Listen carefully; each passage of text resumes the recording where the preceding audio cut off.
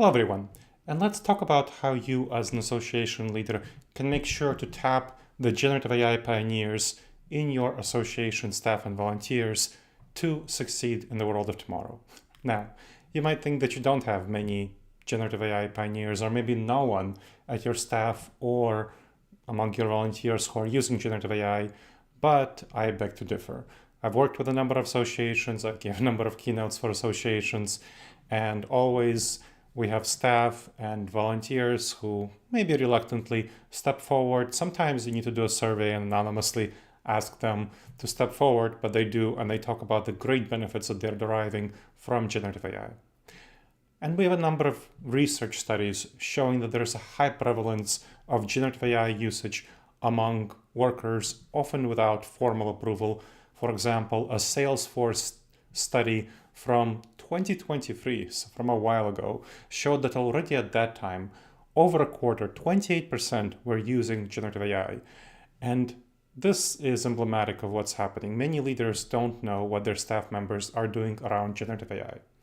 Now, we know that generative AI is very helpful. So a study by Harvard Business School together with the Boston Consulting Group showed that generative AI and early versions of generative AI improved task efficiency by 22% and task quality by 40%, as judged by external observers.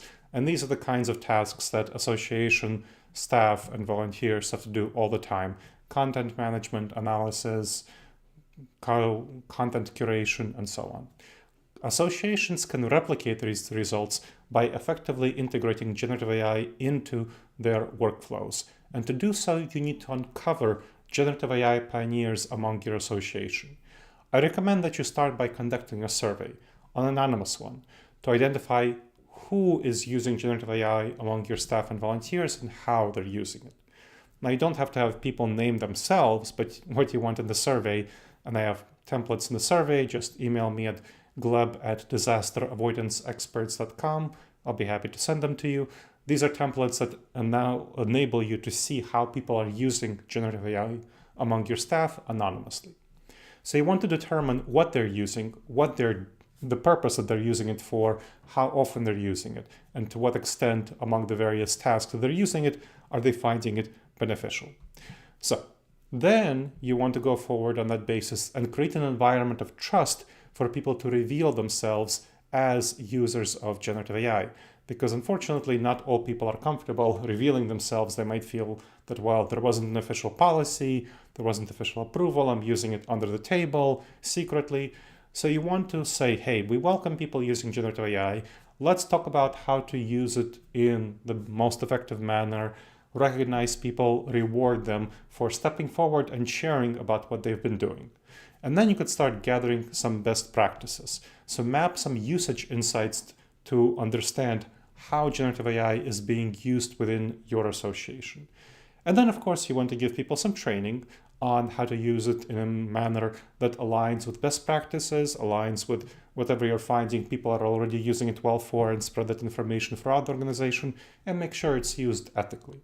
To do so, I suggest you form a collaborative task force with some of these generative AI pioneers, and you can get some external support from people who have expertise in generative AI usage. You can tap your internal IT specialists, your internal education specialists to get that information spread among your staff, among your volunteers, and of course, more broadly shared among your membership.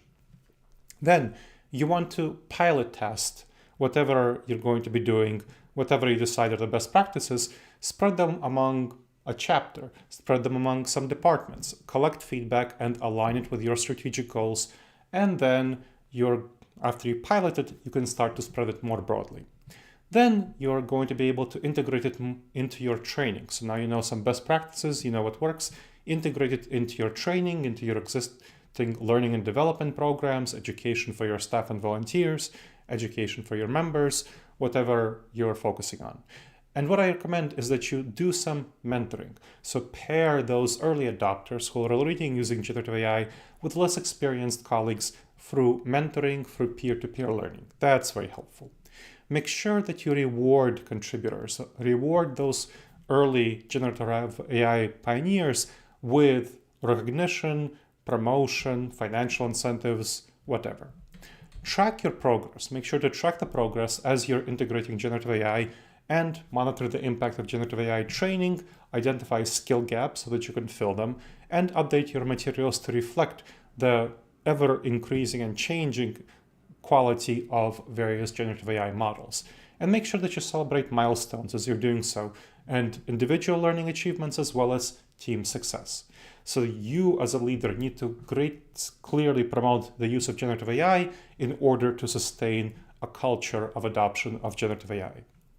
So as you think about this, recognize that generative AI is a crucial tool for associations.